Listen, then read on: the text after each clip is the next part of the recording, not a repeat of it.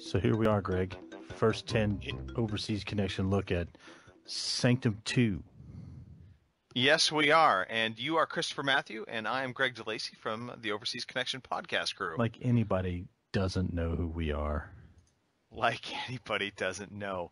More importantly, probably a lot of people don't know about Sanctum 2. Well, it's the sequel to Sanctum, as the smart people in the crowd may have figured out. Developed by the cleverly named Sanctum development crew, Coffee Stain Studios. Yes, and this is kind of it reminded me a lot of Defense Grid. I know you have other thoughts on that, but it's Defense Grid with a first-person shooter kind of twist to it. I didn't get the Defense Grid vibe from it, but we'll hear about that as we proceed through. It is rated 85 on Metacritic, so maybe worth time to at least check out the demo. Absolutely, definitely, as far as I'm concerned, worth checking out the demo. So what are we doing here, Greg? Are we picking a map or? Yeah, we just picked a map. We're going to jump right into it. They kind of have a story that is highlighted by these little cartoonish cutscenes. Okay. They're not really cutscenes, but they're really just title screens. And you can ignore them and just kick right into it. You do get to pick between 4 different playable characters, which are kind of class-based characters. And for the purposes of this demo, I went with a sniper class robot. Okay. And you get to select your loadout. You can select the kind of tower upgrades you want to use. Yeah. And then you also have different weapons that you're able to bring into battle. You have a default weapon, and then you have a secondary weapon. And it's a first-person shooter. But as you'll see, it started off the map, and these drop-downs come in that are basically kind of your tools for setting up your defenses. So we just picked up. So are those boxes like your resources?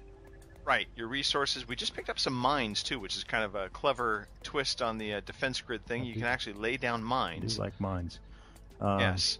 So of course you said there's 4 different characters to choose from, class-based, which begs the obvious question: co-op here? It does appear to have 4-player co-op, so you can all join in a match.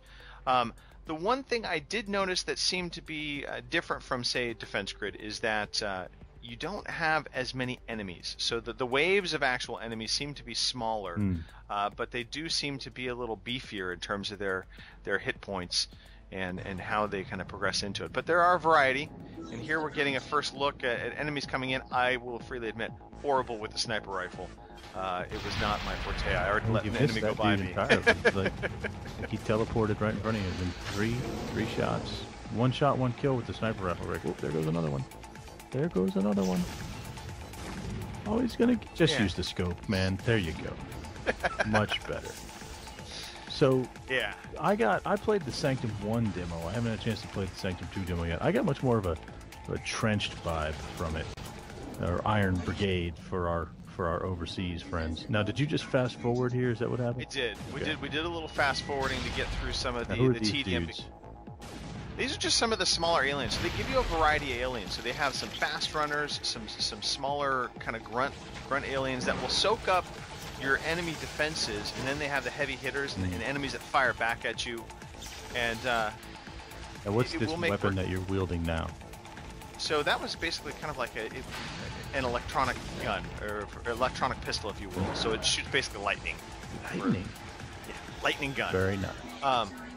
And what you can see up on the towers here is we're building things out. You can put down your blocking walls, if you will. Okay. And one of the nice touches I liked is here, as I connect the 2 walls together, it actually makes that connection. So it does change the enemy's path.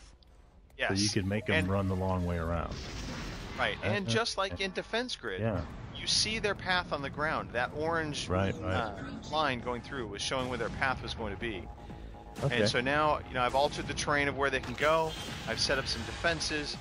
We now see a bunch of little fast movers coming in on the ground. My machine guns, my Gatling guns up on the left side here of the screen are firing away. And again, different weapons will have better or worse impact on certain particular enemies. It's nothing if you don't hit them, Greg. No, again, horrible with the sniper rifle. Was not my friend. Story of your life. Now, what happens when they get to that thing in the middle? So that's what you're protecting. You want to keep them away from that, and you also don't want to die. So what happens when you die, you're sitting there respawning, the game continues to go. enemies are now crashing and hitting my power orb that I've been basically trying to protect. And if they knock that out, in essence, I will lose the match. Almost like a Monday Night Combat kind of thing there. Yeah. And, you know, again, it scratches a couple different itches of the first-person shooter, but certainly Defense Grid. That's the one thing that kept coming to my mind. Now, I do see a lot of that similarities now of Trenched, Iron Brigade, as you correctly pointed out. Sorry, we're upgrading now, and this is again where I just got this Defense Grid vibe, and plus the different battle emplacements have a strikingly resemblance to Defense Grid. Okay. You have your kind of your meteor turrets, you have your Gatling gun turrets, and then you have your electronic Tesla turrets, if you will, and you can upgrade all of them. Well, you had all that in Iron Brigade too. You know, you had your standard machine gun, shotgun, sniper rifle, artillery, and then you had the little jammer turrets that would slow them down, and lots of different things. So I think those are kind of staples of tower defense. So that's good. I mean, there's people, when you come into a game like this, you come in with some preconceived expectations, and if those aren't met, you can potentially be disappointed. Right. I think that's the challenge of game development anymore is the genres are kind of defined, and if you don't follow some of the rules of your genre, then the fans will be angry. But if you don't do something different, then they'll be bored. And so you got to strike the balance of following the rules but being creative. That big dude is owning you, man. What are you doing? That big dude takes a lot of bullets. These are one of the examples of one of the more boss-level creatures. And so they're just hammering away on my It's changed colors now, the orbs. So yes. That must be bad. It's getting bad. What's also nice, too, is you can switch out weapons, and while you're switching out weapons, the other one will either be reloading or recharging. Oh. And so it makes for a little bit faster play. If I was smart enough, I'd be switching out weapons instead of waiting for it. They also have secondary fire, so you just saw me launch off a kind of rocket, if you will, from my...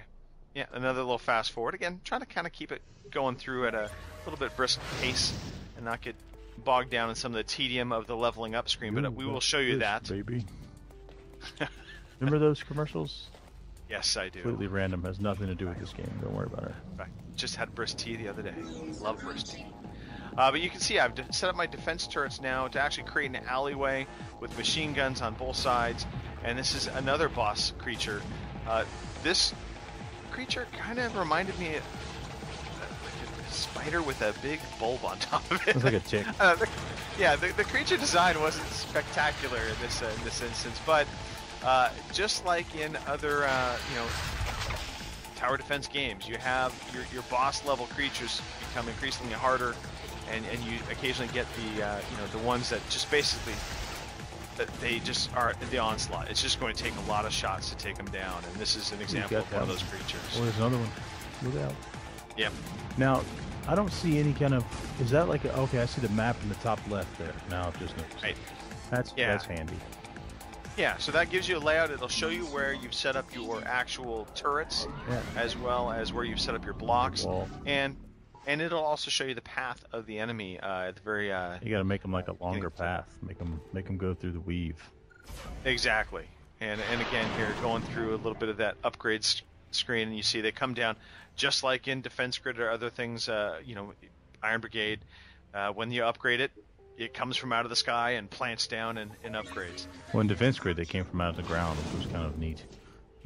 So I have to ask the question, are you playing this on the Xbox, PC, PS3? I did play this particular one on the Xbox. This is available on PC, and I believe on PS3 as well. I know it's on Steam right now. It is on the Steam, because I've got the demo downloading. Yeah, what I really like, though, also is this thought of 4-player co-op. Yeah. Now, does this do the same thing like Defense Grid, where if you actually block the enemies, they'll just walk right through your walls? Well, this actually won't let you... Little lagorificness there. What happened there? Just a little purposeful slowdown. That actually was not the game slowing down. That was me slowing down the video for purposes of... Yeah. Probably should point that out to the fans. Yes. So they don't think there's frame rate issues, you know.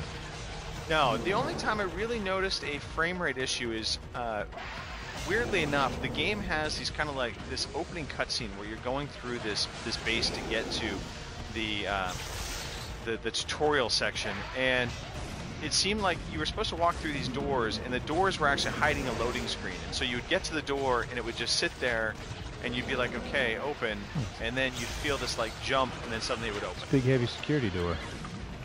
Yeah, or that, yes. It's a big door. Tron. Nice.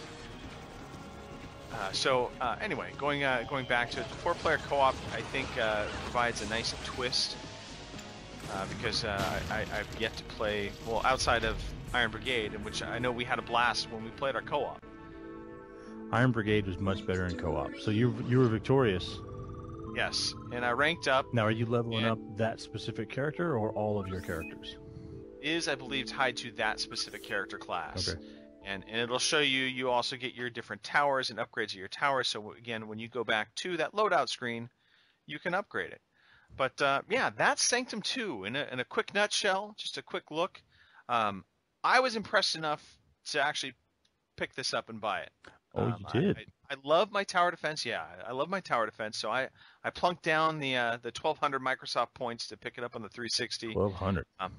I believe it's a $15 game on Steam or somewhere thereabouts. I believe you maybe are correct. 10. It is $15.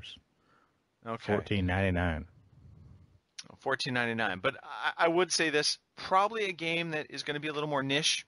So I think people that are maybe more tower defense oriented are maybe going to have they're going to like this maybe a little bit more than a first-person shooter person would. Well, and you gotta go with a buddy, right? You gotta go with a buddy.